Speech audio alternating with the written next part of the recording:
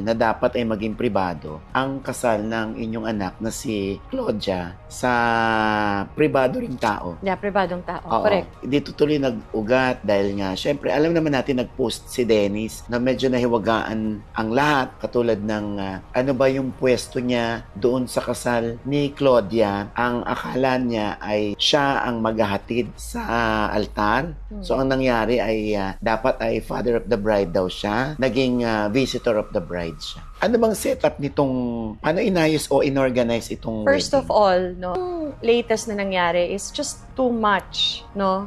Itong kasal na to, I don't want to dwell, I hope you will respect that, on the wedding too much. Okay. Because I don't want to steal the joy of the newly married couple. This is supposed to be the happiest day of their life.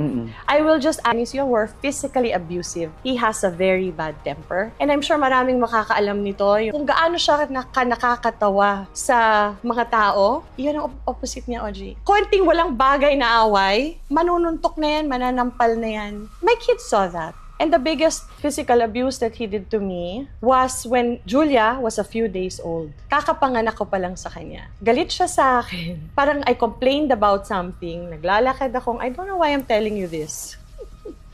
I never spoke about this. Naglalakad ako papasok ng kwarto from the back. He hit me so hard. Laking tao ni Dennis, He hit me so hard in my ear. Lumipad talaga ako kasi hindi ka nakailag di ba? Na talaga nawala yung eardrum ko.